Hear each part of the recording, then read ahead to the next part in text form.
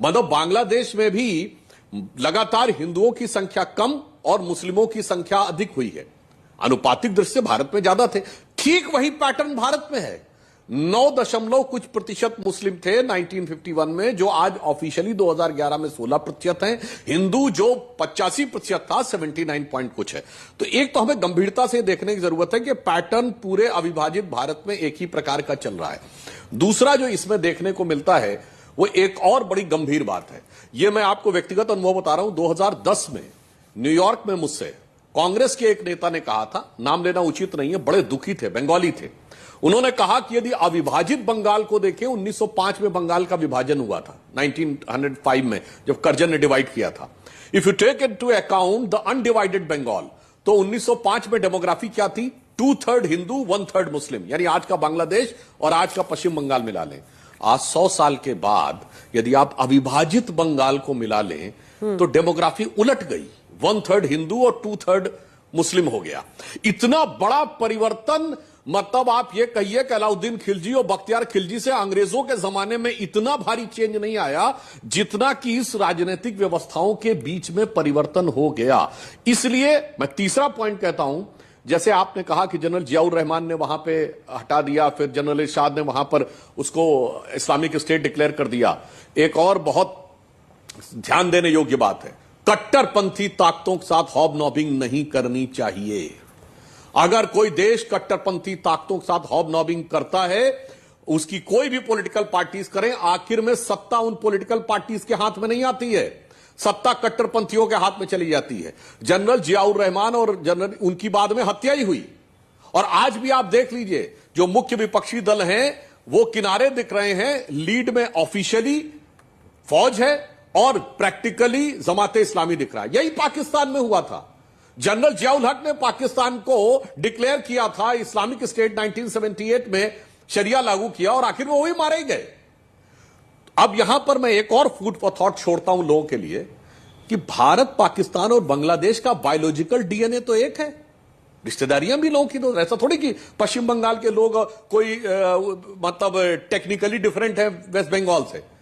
फिर क्या कारण है कि वहां डेमोक्रेसी स्टेबल नहीं रहती और यहां स्टेबल रहती है? केवल एक कारण है, वो है कल्चरल डीएनए बदल जाता है।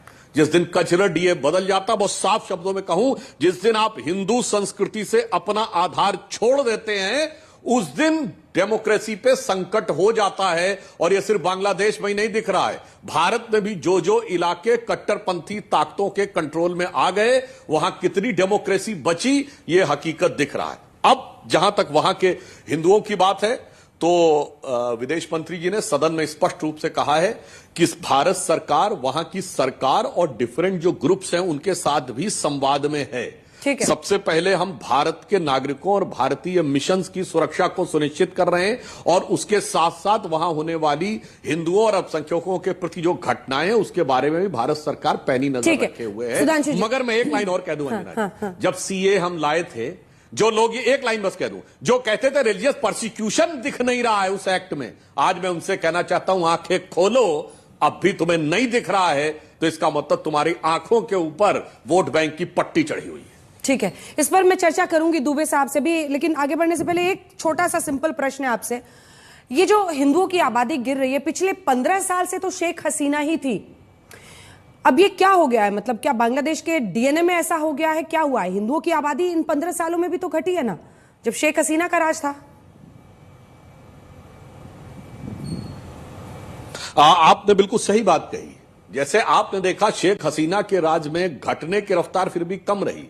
आपने जो आंकड़ा दिखाया, सीधे 22% से धड़ाम से आके 15% पे आके गिरे थे उस समय।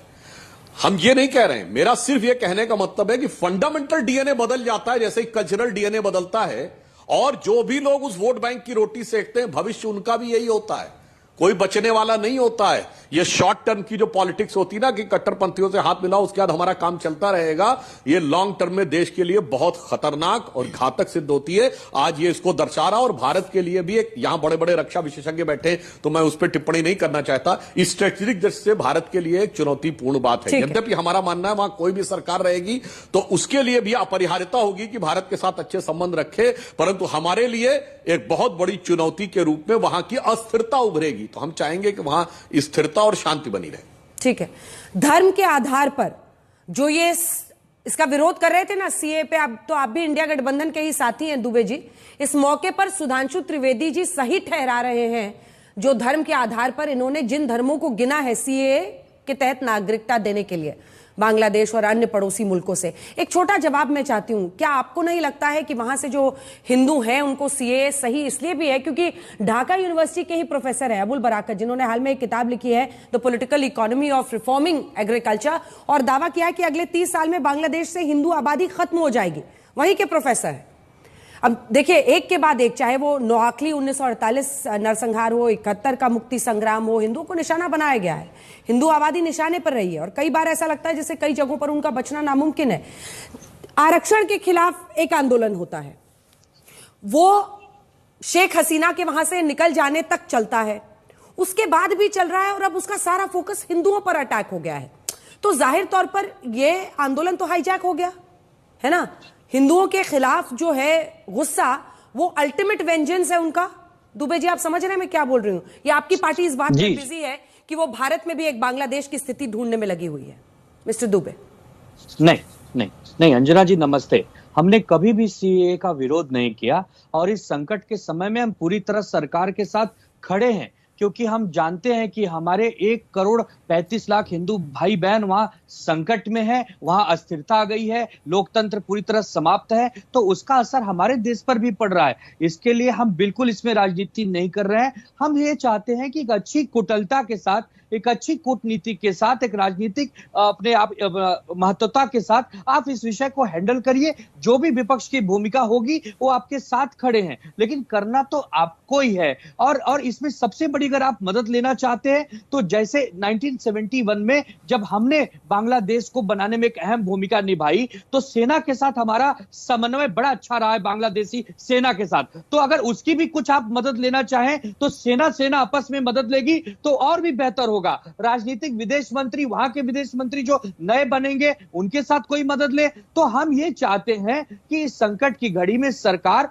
जो भी कदम हमारे लोगों के लिए, हमारे विद्यार्थी वहां फंसे हैं, हमारे व्यापारी फंसे हैं, उद्योग धंधे करने वाले वहां गए हैं, नागरिक हैं, तो उन पर किसी भी प्रकार का अत्याचार न हो, ये देखने की सूझबूझ इस समय सरकार के हाथ में है और सरकार उसको बखूबी निभा भी रही होगी, ऐसे हम आशा भी करते हैं। और रही बात सीएए की, तो अंजना जी, कभी भी शिवसेना ने इसका विरोध नहीं किया। हमारे नेताओं ने सिर्फ ये कहा है कि 10 साल आप सत्ता में रहे, आपके पास बहुत समय था, क्यों नहीं ये कानून पहले लाए, क्यों नहीं उन लोगों को जल्द से जल्द, जो 4-5 देशों में हमारे जो अल्पसंख्यक, जो वहां के अल्पसंख्यक है, हिंदू भाई बहन, बौद्ध, सिख, इनको आप ले आए। जब चुनाव नजदीक आता है तब केवल आप सगुफा क्यों लाते हैं? 10 लोगों को सर्टिफिकेट देते समय फोटो क्यों दिखाते हैं? हमारा विरोध केवल आपके राजनीतिकरण से होता है, लेकिन जब देश की बात आती है हम आपके साथ खड़े होते हैं। ये पूरा देश एक साथ है। आज कोई सरकार विपक्ष नहीं अंजना जी, हमें 2 काम करने हैं। हमें शेख हसीना जी को मदद भी करनी है और साथ में हमें बांग्लादेश में अपने लोगों को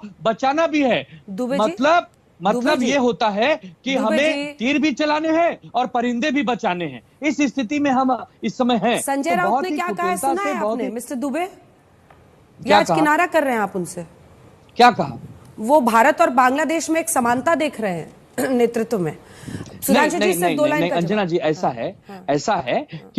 है कि ये बांग्लादेश में जो लोग हैं ये उपद्रवी हैं, ये अराजक हैं। अगर ये उपद्रवी अराजक नहीं होते तो वहां के फादर ऑफ नेशन के स्टैच्यू को तोड़ते। ठीक है, जिस प्रकार उनके स्टैच्यू को तोड़ा जा रहा है, कोई आंदोलनकारी नहीं हो सकते, ये कोई जनता नहीं हो सकती। बस 2 ही लाइन, जनता का रूप न दिया जाए। दुबे जी को बताना चाहता हूं, षड्यंत्र बांग्लादेश में हुआ है। जब इसकी जांच होगी तो पता चलेगा कि आईएसआई है, कि चाइना है, कि और पाकिस्तान है। अब ये तो सब सरकारें बैठ के देखेंगी, लेकिन बांग्लादेश में जो आज ठीक की है, स्थिति ठीक है, है, सुधांशु ये जी। कोई हाँ। विद्यार्थी या आंदोलनकारी ऐसे नहीं कर सकते। ये कट्टर बस एक लाइन में मैं अंजना जी सिर्फ 2 लाइनें बोलूंगा। हाँ। दुबे जी अपना वक्तव्य समाप्त कर चुके हो तो मैं 2 लाइन हाँ, से हाँ, बोल बोलिए, देता जल्दी हूं। से बोलिए। देखिए, दुबे जी इन्होंने बोलिए। कहा चुनाव के समय शगुफा नहीं था, सीएए 2019 के चुनाव के जस्ट बाद 4 महीने के अंदर हम लाए थे।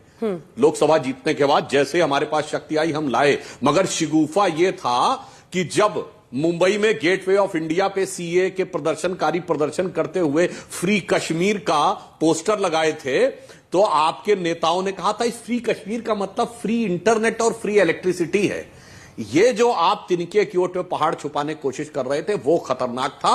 और मैं यहां एक और बात भी कह देना चाहता हूं कि इस विषय के ऊपर जिन लोगों को ये मतलब लगता है कि यह मामला कितना बड़ा था सीए को लेकर, उसमें अधिकांशतः एससी और ओबीसी समुदाय के लोग हैं। 80 से 85% एससी हैं। मगर जो आज एससी ओबीसी की बात करते हैं उनसे मैं पूछना चाहता हूं वो सारे लोग कहां चले गए? अगर बंगाल में 75% हैं तो बांग्लादेश में भी तो थे, वो कहां चले गए भाई? और आज अगर उन दुखियारे लोगों को हम सीए देने की बात करते हैं तो ये सब लोग उनका समर्थन कर रहे थे। और मैं एक और फैक्ट बोल दूं, हमारे बहुत से लोगों को नहीं पता होगा, मात्र 1947 तक पाकिस्तान बांग्लादेश नहीं, काबुल में 1/3 आबादी हिंदू और सिखों की थी। काबुल में 1/3, और बिजनेस और में उनका कंट्रोल 90% था काबुल में। लाहौर कराची की बात नहीं कर रहा हूं। तो अब जो हम कहते थे ना, कुछ बात है कि हस्ती मिटती नहीं तुम्हारी, अब छोड़िए। अब तो मतलब पेशावर रावलपिंडी से लेके चिटगांव और सिलहट में दिखती बस्ती नहीं तुम्हारी, मगर उसके बावजूद इनको समझ में नहीं आता है। इनको केवल शॉर्ट टर्म। आज जिस जंग की बात बोली संजय राउत जी ने, कितना दुखद था। मतलब आपको शेख हसीना में तानाशाह नजर आ रहा है और फौज में और जमाते इस्लामी में लिबरेटर नजर आ रहा है। अब अगर ऐसी दृष्टि हो गई है तो मुझे लगता है इसके ऊपर तो कोई क्या बोल सकता है। और ये शर्मनाक इसलिए भी है मिस्टर दुबे, ये शर्मनाक इसलिए भी है क्योंकि सभी को पता है कि जमाते इस्लामी का एजेंडा क्या है। जिस बीएनपी के साथ उनकी साठगांठ है, हाल ही में भारत विरोधी सोशल मीडिया पर 3 अलग अलग कैंपेन्स चले, जिसमें बॉयकॉट इंडिया था, बॉयकॉट इंडिया गुड्स था, प्रोडक्ट्स था, वो सब कुछ बीएनपी सपोर्टेड हैंडल से किया जा रहा था। और आप लोग समझते ही नहीं है कूटनीति को। क्या कहा संजय राउत ने? अंजना जी ऐसा है कि शिवसेना और इंडिया गठबंधन कभी इस्लामी जमात का समर्थन नहीं कर सकती। ये भ्रम फैलाने का काम बीजेपी वाले न करें। हम सीधा कह रहे हैं कि हम आपके साथ खड़े हैं, संकट का समय है, आपको शेख हसीना जी को भी मदद करनी है, नई बनी हुई सरकार के साथ समन्वय भी बिठाना है, हमारे अपने जो वहां संकट में है उन्हें सुरक्षित यहां लाना भी है। तो आप इसमें राजनीति न करें, आप एक अच्छी कूटनीतिक और राजनीतिक प्रदर्शन करिए, इसमें बहुत अच्छी भूमिका निभाइए और इस संकट की परिस्थिति से निकलिए। हम आपके साथ हैं, हम सुनाएंगे समर्थन करते हैं। नहीं, हम सुनाएंगे आपको क्या कहा है संजय राउत ने। और अगर आप संजय राउत के बयान से इतर आज बात कर रहे हैं तो आप सोच समझ के कीजिएगा। शिवसेना यूबीटी गुट के आप नेता हैं, जो संजय राउत ने कहा है वो हम दर्शकों को भी सुनाएंगे। तो सुधांशु जी थोड़ा सा इंतजार कर लीजिए। अशोक जी मैं फौरन आपके पास आ रही हूं। उससे पहले हमारे साथ स्वामी रामदेव इसी खबर पर जुड़ रहे हैं। 2 सवाल जल्दी से उनसे लेते हैं। सबसे बड़ी चिंता अब यही है कि जो हिंदू वहां पर हैं उन पर आफत आन पड़ी है। मतलब दिल टूट गया देखकर कि वहां पर इस्कॉन मंदिर के पुजारी रो रो कर दिखा रहे हैं कैसे वहां पर आगजनी हो रही है, तोड़फोड़ हो रही है, मंदिर को ध्वस्त किया जा रहा है। क्या करना चाहिए ऐसे वक्त पर? मेरी बहन, ये बहुत ही हृदय को विदीर्ण करने वाला, और चाहे हमारे मंदिरों पर हमले हैं, चाहे हिंदुओं के व्यावसायिक प्रतिष्ठानों पर, उनके घरों पर हमले हैं, और हिंदू माँ बहन बेटियों की इज्जत भी खतरे में है। और इसके लिए पूरे हिंदुस्तान को एकजुट होना होगा और हिंदुओं की वो ताकत पूरी दुनिया को दिखनी चाहिए। जैसे यहूदियों पर पूरी दुनिया में कोई जुल्म, जाति और अत्याचार करने का दुस्साहस नहीं कर सकता, ऐसे ही हमें हिंदुस्तान की और हिंदुओं की ताकत पूरी दुनिया को दिखानी पड़ेगी। और ऐसे कूटनीतिक राजनीतिक पुरुषार्थ और प्रयास हमें करने पड़ेंगे। पूरे देश को एकजुट रहना ही पड़ेगा। और देश में बांग्लादेश के बहाने कुछ लोग यहाँ पर भी आरक्षण की, जाति की, मजहबी उन्माद की जो आग लगाना चाहते हैं, उनको भी अब जो है उनसे पूरे देश को सावधान रहना पड़ेगा कि भारत में कोई इस तरह की अस्थिरता पहले तो कोई फैला नहीं सकता, लेकिन कुछ लोगों के मन